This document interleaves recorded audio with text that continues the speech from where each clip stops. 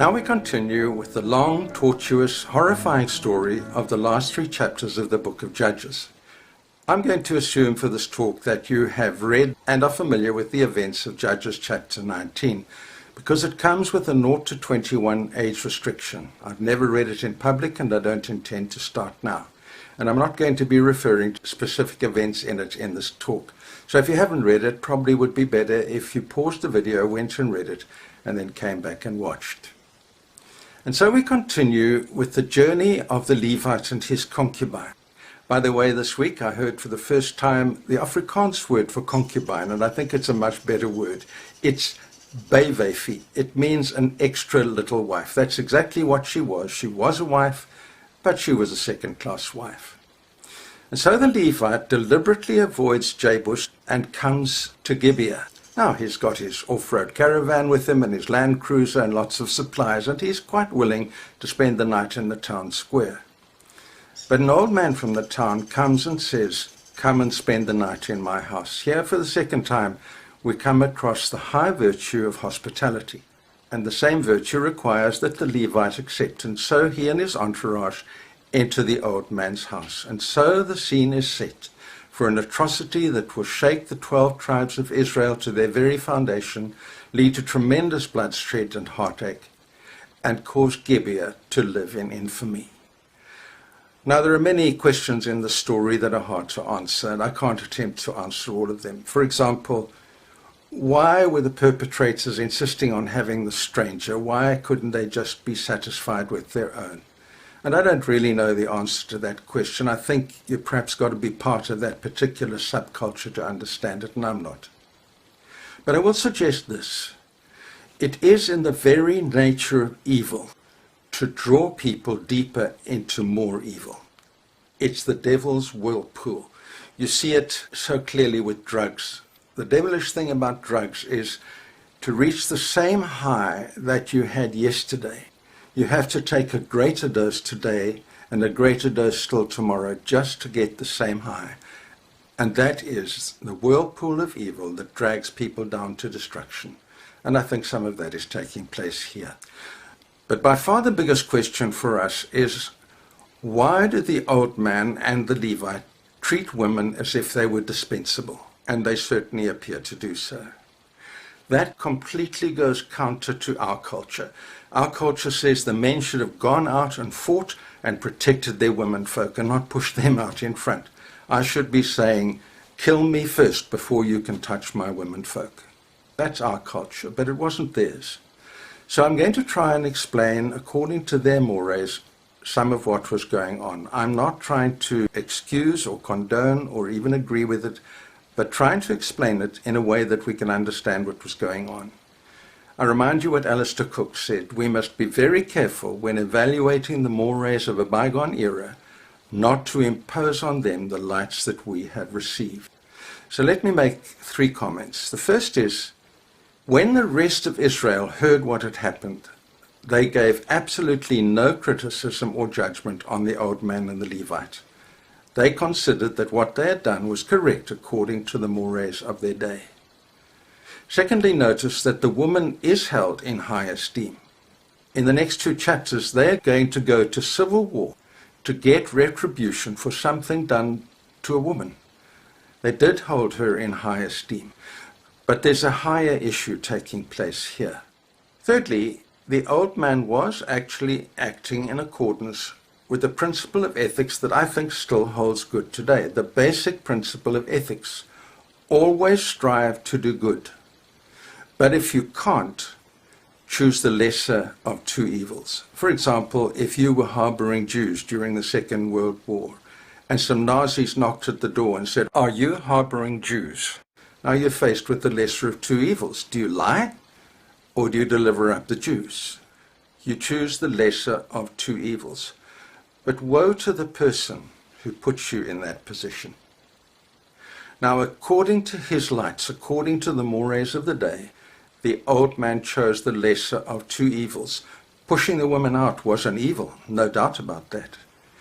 But the highest evil would have been betraying a man who'd come under his roof, under his hospitality. Now, before we get too judgmental here, there was very good reason for that. The Israelites were still holding a fairly tenuous hold on the land of Palestine. They'd by no means conquered all of it. There were some enemies all around that really wanted to push them right out of that land, as there are today. And so the strong hospitality rule was part of sticking together, protecting each other. It was a matter of life and death. And before we get too judgmental, maybe we need to just ask ourselves, is our system so much better? Where we live in our ward houses and a stranger coming will probably get no further than the intercom on the outside gate. Are we so much better?